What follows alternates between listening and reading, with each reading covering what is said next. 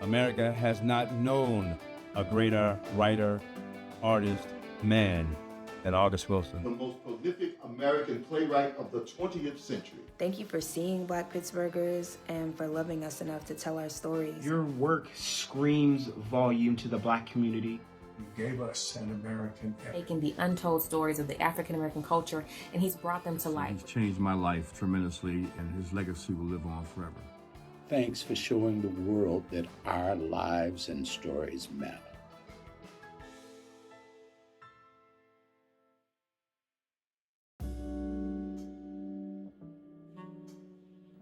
August Wilson was born here in Pittsburgh, Pennsylvania. He was a playwright and a Pulitzer Prize-winning playwright, and is known for being the only playwright that has documented the African American experience in every decade of the 20th century. The writer's landscape is a journey through the Pittsburgh cycle, or the American century cycle. We worked closely with the estate of August Wilson to create an experience for people so that they could learn about his life, his influences. They could learn about each of the plays and the things that were very important at that decade that the play was set. So as you travel through the exhibit, there are a lot of notes on the walls in addition to references to the actual play. So there you'll find props, you feel like you're on the set of a play when you walk into each of the rooms in the writer's landscape. But you'll also find a lot of historical markers about what was happening in that decade for Black people in America. Mr. Wilson was influenced by the Black Power movement because he was living it. So you're here, you're seeing this, you're seeing that Black people were in a position where history is taken, legacy is stolen, and he didn't like it. And so what he did is he was able to take some of those movements from the Black Power movement and put that on stage and into his plays and have characters breathe life in a different way. So we all have our experiences, and so we have the Black experience, but Mr. Wilson's plays, all themes are universal, and it's really it appeals to many different people of many different races, but he did that through the lens of the Black experience. And what he did is kind of change that narrative and just allow to show it for some of the ugliness of what it actually was. I first saw August back in the 70s. I used to coach Little League Baseball in the Hill District, and I would see him reading the kids up in Kennard Field. I think that a lot of playwrights chose to have militant stances or talk about the war in a way that can bring some beauty to it, but also bring some truth and reality to it. And I think that a lot of them took advantage of that opportunity to do that. And a lot of theater companies, it was a way to really galvanize people to get a better understanding of what's going on around them, other than what they see in newspapers or on TV, you know? It was a way to get more truth to it, because playwrights are gonna put the truth out there, you know? I think for humanity, he's elevated the common man in the stories.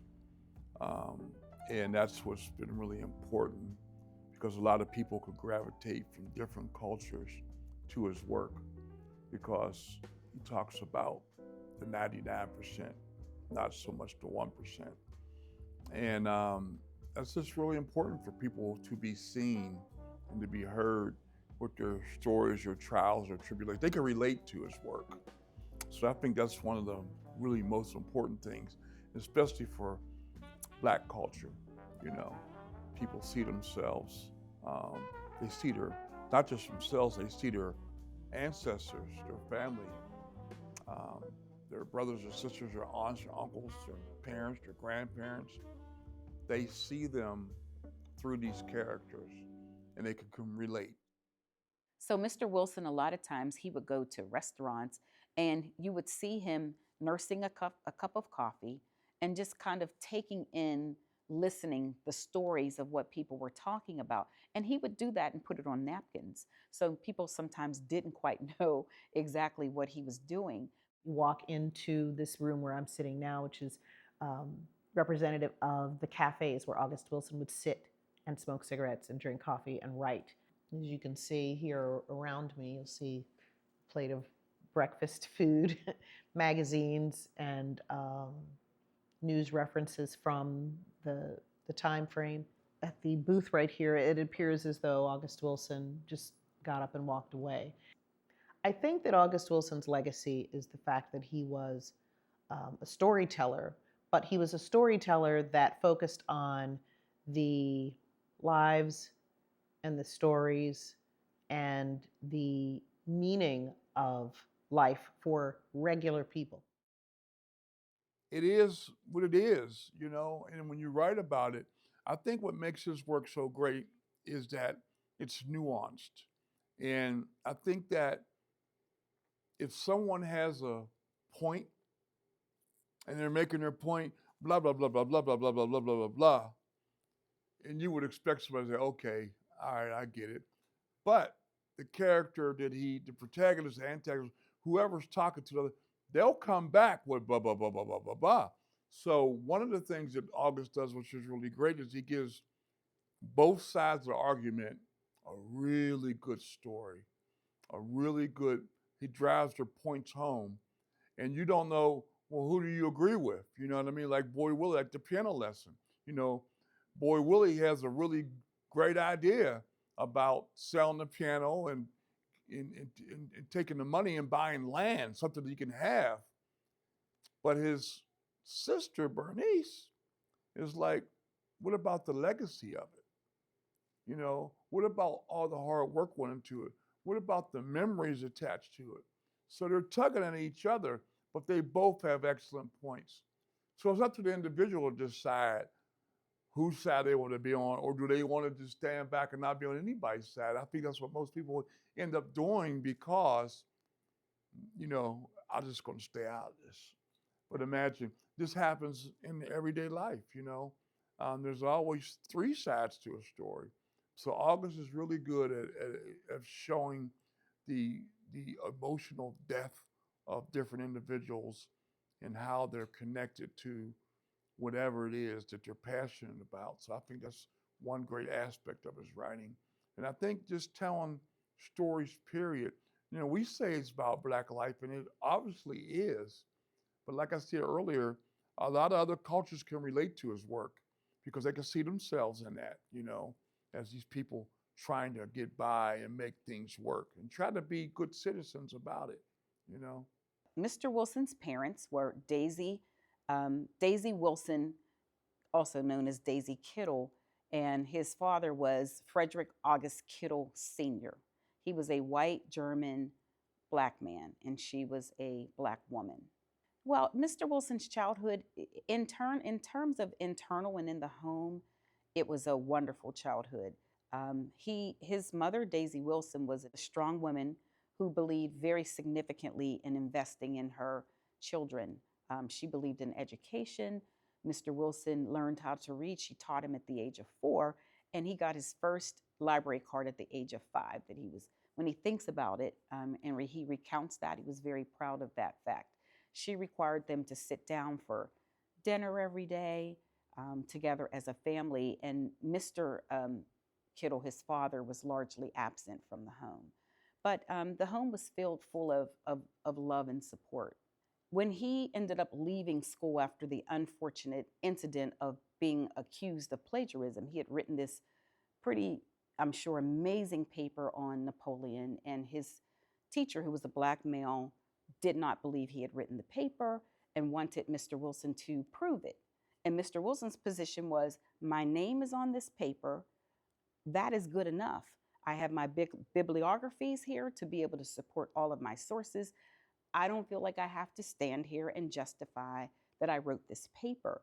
But because of that, he ended up at the age of 14 or so leaving school. And at that time, he didn't tell his mother. So he would leave every morning, like he's going off to school, and he would go to the Carnegie Library. And then he discovered a whole shelf full of Black authors. And as he began to immerse himself into those works, he had decided, even at that time, that's what I want to do. So he knew that he kind of imagined himself maybe on that shelf one day with something that he had to say. And at the age of 20, he ended up buying a typewriter. And in that moment, he started kind of penning different names of what he wanted to be known as. And he waited until his father had died and he wanted to do something to honor his mother. But he started just kind of mixing up his name because he's like Frederick August Kittle. So he just started mixing things up. And he settled on August Wilson, Wilson being his mother's last name. In the next room, it's representative of his home office. We actually have his writing desk from his home in this room with some of the items from his home library. We have some of the records in his record collection. We also have referenced his influences, like the blues, like Romare Bearden, and the Black Power movement. He started out as a poet, and eventually he tried his hand at playwriting, and it appealed to him, and it stuck. It said that he's read all these books in the library. He trained himself on American literature, and not just American literature, but he read all these books in the library. So he had a great knowledge about a lot of different things. And I think when you're creating characters and situational plays, all that filters in from your subconscious to your plays. And I think that that's what makes him made him such a really great playwright, because he studied a lot. I think the natural transition from being a poet to a playwright, for people who want to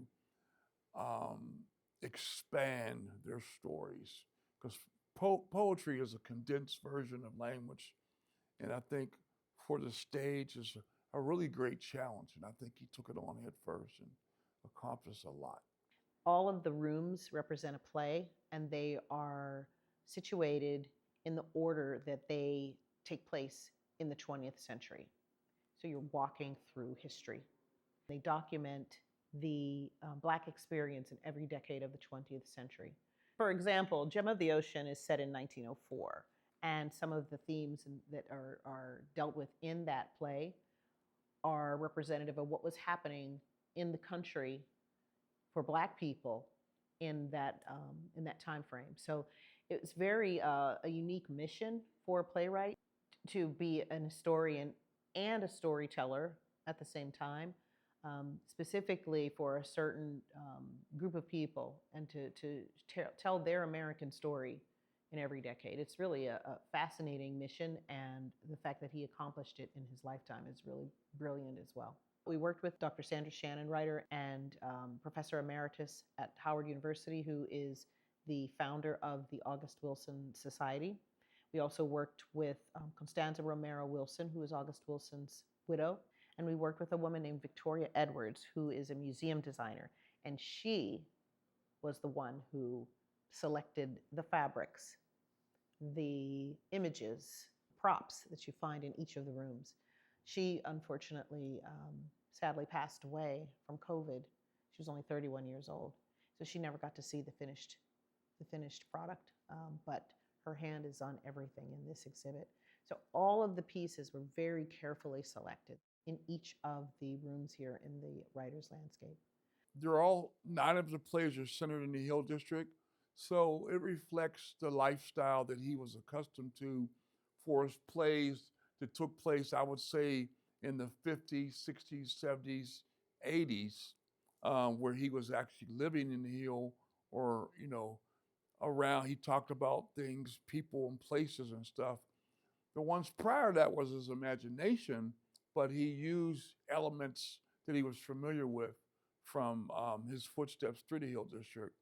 So it's reflected in the steel mills and the pawn shops and the different people he interacted with, The backdrop of Mr. Wilson's plays were reflected by the Hill District, because you could see, for instance, Eddie's restaurant. I mean, you could just see different places and spaces throughout the Hill.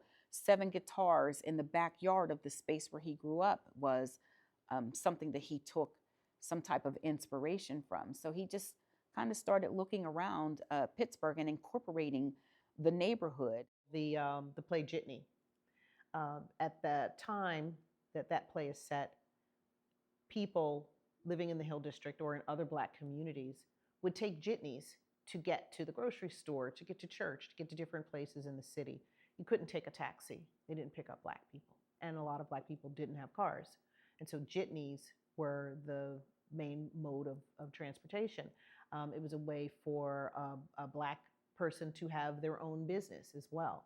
So in all of the plays, there are elements in the plays that reflect the life of Pittsburghers, the life of Black people, not just in Pittsburgh, but in America. You're looking at dynamics with fathers and sons, clashing, like you saw in the play Jitney. You saw that in the play Fences.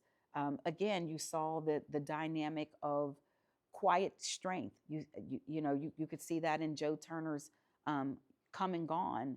So Bertha had a somewhat of a quiet strength, but then she also would be overt with her words when she needed to be overt with her words.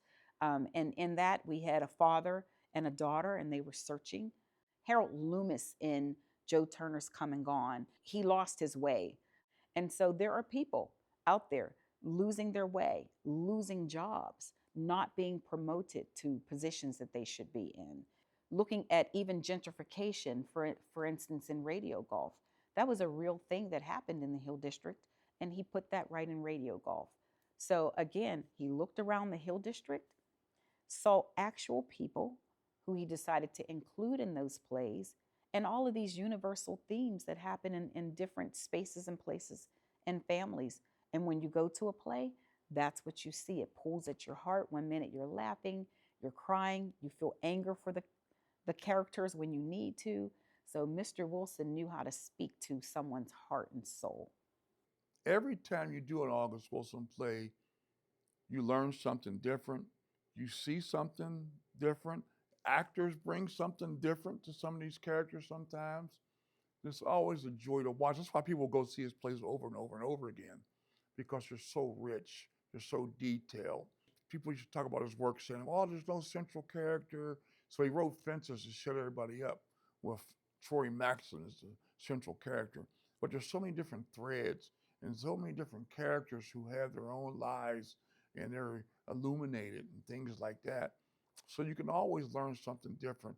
Even the costumes can bring something different to it, the sound. So you always want to see a production because of all the different artists that are collaborating to bring the piece to life. So you're never going to see something that you saw before. It's always going to be something different because of all the different elements that are involved in it. The direction, choreography, costumes, makeup, hair, sound design, lighting design, whoever's dressed the set, set pieces, the graphics they used to promote the show. So it's always a joy. It's always people who love August Wilson are always seeing these things, and it's feeding their soul and their passion. As you get to know all of his work, it's all intertwined, and things start to make sense to you. Things are revealed. It's it's an odyssey working on his work and going through his plays, yeah. And there's people who've seen him and maybe can't make the connections because they just saw the play and enjoyed it. And then you tell them, oh yeah, then they'll get it, so different people approach it different ways.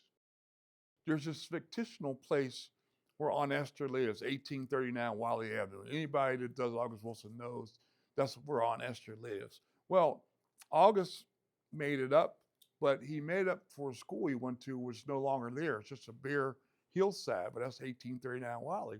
So we actually, about 7 years ago, we rented the space off of the owner, and we built the stage on it, and we did it outdoors. We did Jim in the Ocean at 1839 Wiley, which was great, We do plays at the August Wilson House. We did 7 guitars, where he actually envisioned it behind the house, and it looks just like the set.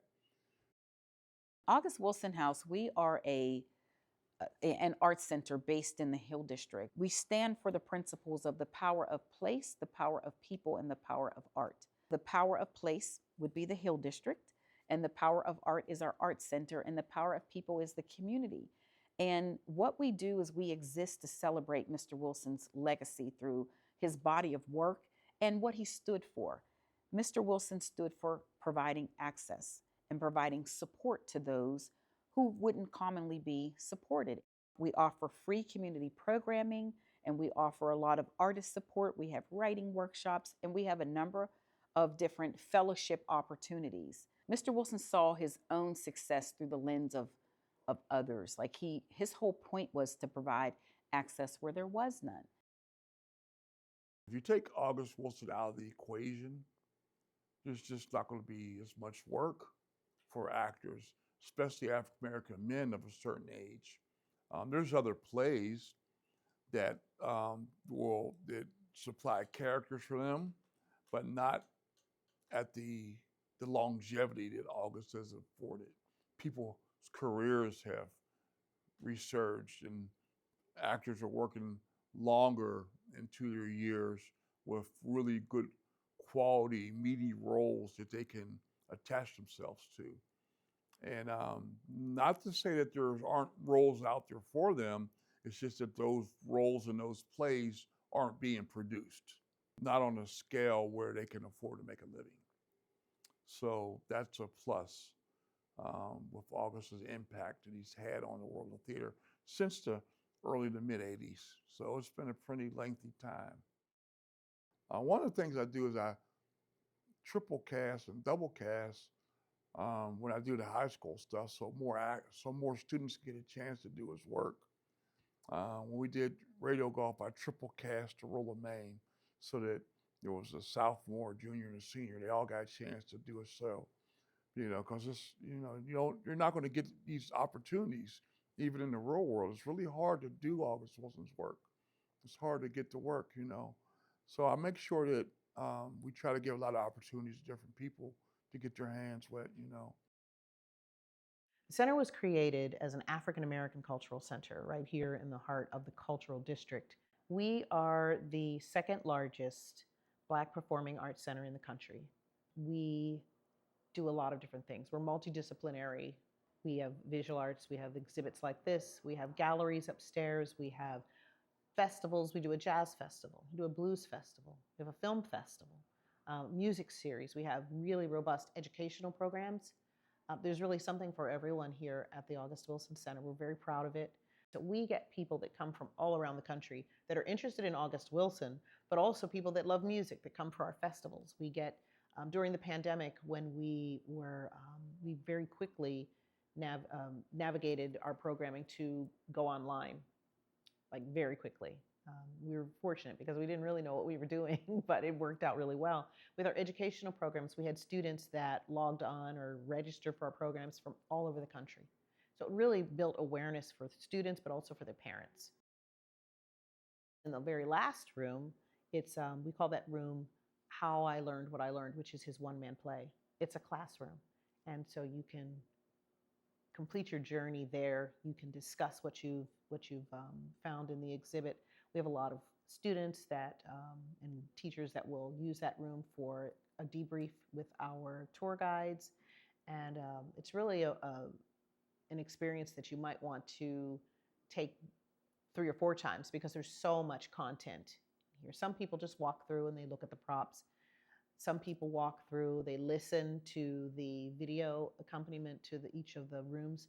We have a lot of the actors that performed the plays on Broadway as narrators for each of the rooms. So you can experience that way. Or if you are a history buff, you're going to walk through and you're going to read every panel. And there's a lot of content. So it could take you an hour. It could take you an hour and a half. It could take you 20 minutes, depending on what kind of experience you want. But we have people that travel through again and again. We also have an actor named Wally Jamal, who is a Pittsburgh-based actor. He's actually from the Hill District. And he is the only actor in the world that has ever performed all of August Wilson's plays. And we have him guide groups through the plays, or through the writer's landscape as well. And that's really a unique experience. It's the only exhibit of its kind and the largest dedicated to August Wilson's life and work. When people come through this exhibit, they've learned so much, they've taken so much from this that has enriched their own lives. And it's just a really a rewarding place to be. Sitting in the backyard, you transport yourself back, and it's just this feeling that you have to be in the birthplace of Mr. Wilson. One thing about August Wilson House is he was born there and lived there to the age of 13, and the backdrop and inspiration of his stories were seen in the home with his mother. And so we have that one distinction that no one else has in the entire world. And it's nothing like seeing an August Wilson play behind his childhood home, because you're never going to get that replicated anywhere in the world, you know. So not only is it a great honor and a great privilege to do it, it's a mystical, magical feeling, emotional feeling to be there on sacred ground and do his work. Art goes to the core, I think, of humanness. It's connections that you have with art. Some people will look at art and see different things. It may speak to them differently. But think about what happens. There's a production on the stage, and you look in the audience, and it's just a melting pot of people. And in that moment, all of the problems that people were thinking about go out the window, and you're all just engaged and captured to what is actually being shown on the stage. Art is something that also, when you think of mental health now, in today's times and how stressful things are, art is also a way of nurturing someone's spirit and giving them peace from a mental and emotional state. So it's even more so than just going somewhere and seeing something. It's also about what you feel. And Mr. Wilson's works definitely would pull at your heartstrings at times. Even some of the backdrops to his plays, you could look at that and you remember those things. You remember your great-grandfather's kitchen table and chair set, and you see that. Art is not just a painting, because a lot of people think, oh, you know, it's the artist in painting. No, art can be spoken word, you can be a playwright, a poet, a regular writer, a dancer. And there's so many multi-dimensions and multidisciplinary aspects to art. And so, you know, art is just important. I think it connects people. In 1998, I was in a play called Blues for Alabama Sky, and Javon Johnson was the lead in the play. And we got to be good friends. During rehearsals, my father passed away in 1998. And I wrote a letter to my brother. And Javon read it like a poem. It's a nice poem. I said, not a poem, it's a letter to my brother. And he read it like a poem, like, okay, wow. So I started writing poetry to get things out of my system, you know, to express myself.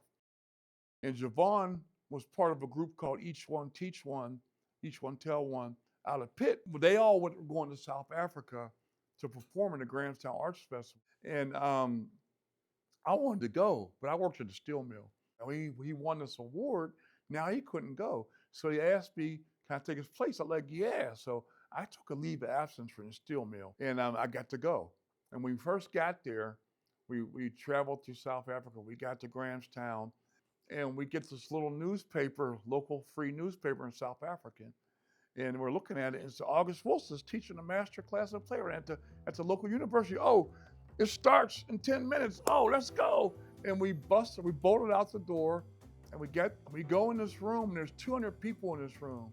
And August has his cap on and his jacket, you know, and he's at the front of the room, and there's no seats at all. We're standing up in the back of the room, and there's an aisle down the middle and an aisle down both sides. And we get in there, we're not in there 5 minutes. And 2 people get up to the front row and turn and walk up the aisle and exit. And me and Dear look at each other, and we run down the side aisle and jump in front seats. And I've got on a purple sweatshirt that says Come To Repertory Theater. And I'm like sitting in the front row. I've never written anything in my life. I wrote these poems, but I've never written any plays or nothing. So I'm sitting there taking notes, and August is looking at me. He sees my shirt. He knows I'm from Pittsburgh. He knows I have to be from Pittsburgh. So afterwards, we introduce ourselves. Later that summer, Javon reaches out to me and says, hey, my play got accepted at Edward Albee Festival, Valdez, Alaska, but I need to get there. I need to borrow some money so I can get a plane ticket, whatever. I said, well, who's in charge of the place? Let me give him a call. She calls me back. What's going on? I said, there's this playwright who got accepted in your festival, but you can't get it. Yeah. I said, well, he's an MFA student. And, we just got back from South Africa doing one of his plays. And we met August Wilson there, and I'm talking. She said, yeah, we're honoring August. She says, can you come do the play here at our festival? And I'm like, well, I can't come. I'm back in the mill. I took a leave. But Javon can come. She's like, oh, no. We want the same people who did it in South Africa.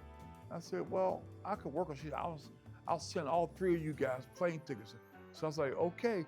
She overnighted plane tickets. So now we're going to Alaska, and we see August again. He's like, oh, like that.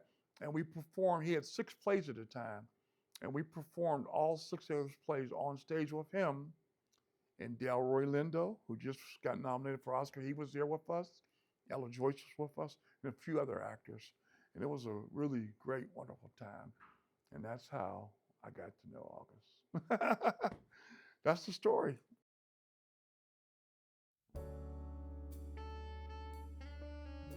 Personally, the play that really resonates with me was Ma Rainey and Ma Rainey's Black Bottom.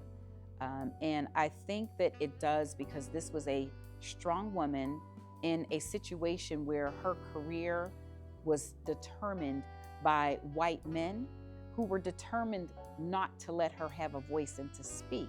And she just wasn't having it. And so I just appreciate, even just as a Black woman whose career in the law has been in a white male-dominated field, I just so appreciated that she didn't care. You were going to wait on her. If she, if she needed something, she wanted her Coke, she wanted her Coca-Cola. She wanted certain things a particular way that she felt that she had worked hard and deserved to have, and she just wasn't going to let someone take that away. But I also like, and that was more overt, Rose in Fences and Bernice in The Piano Lesson. She was determined to have her brother, Boy Willie, honor the ancestral aspect of their family, which is why she did not want that piano to be sold. And then you look at someone like Rose from Fences, who has definitely immersed herself into her family life with her husband and her son, and then her husband cheats on her and brings a baby into the home through the woman that he cheated died. And so then she had to step up and be a mother to this child. And her attitude was, I will be a mother to this child, but you basically a wifeless husband, so to speak. So I just look at the strong women moments because you just don't always see that. And even if the woman is not necessarily at the center of the play, but I think for me and looking at my career and things that I've had to fight for myself, I've kind of just appreciated those moments in the plays. August was a very humble man. He was a great guy. He was a good friend. And he was dedicated to his craft. A lot of people don't understand that playwriting is a craft. You craft it, you create it. He's sitting, writing on napkins, writing in coffee shops, observing, absorbing culture. And we have a lot of young playwrights that are doing that now. And there's a lot of great work out here. And it's really difficult to get your plays produced. And what I want to say is don't give up to all the aspiring playwrights. Keep writing and don't let your voice be curtailed. And that's not just for Black playwrights, that's for any playwrights. Get readings. August came to my house for reading one of his plays. He's already established. He didn't have to. He came to my house to sit down and read with us one of his plays in the Hill District. And that was a huge boost for a lot of those people in that room. They were touched by it. So don't be afraid to work at your craft. I would never have been a playwright had I not met August, because I would have thought it was unattainable. But here's someone who did not go to school for it, someone who had a tenacity to want to do it, someone that was inspired by the paintings of Romare Bearden. So it's just not for playwrights, but for painters, artists alike. Your work will inspire other people to write, to dream, to make dance pieces off of, and things like that. So art is amazing. He was very fortunate to be able to work with Lloyd Richards, because Lloyd Richards had an inroad to a lot of things. And at the O'Neill Conference, August workshopped his plays. A lot of up and coming and aspiring actors, trained actors from Yale School of Drama worked on those workshops. A lot of people like Charles Dutton, Angela Bassett. So you had really good trained actors working on your work in an environment where people were focused on uplifting the stories. And I think with Lloyd Richards' connection, the doors got to pop open and the stories begin to get told. So I think that was a huge advantage for August early on. Because of Denzel Washington, who's really had a huge impact on making it happen to get his house rehabilitated. He raised $4.5 million, and he's done several films already. He's done The Piano Lesson, which was done already, but he's also done Fences, he's done Ma Rainey's Black Bottom. So a lot of people don't like to go see plays or pick up books and read them, but people will watch. So I think it's great what Denzel's and his family is doing to elevate August's work, you know, in celluloid and film for the masses to see. And go see his work, check it out. Go back and read the plays, go see the plays if you can. There's nothing like an August Wilson production, large or small, you know. There's nothing like it, yeah.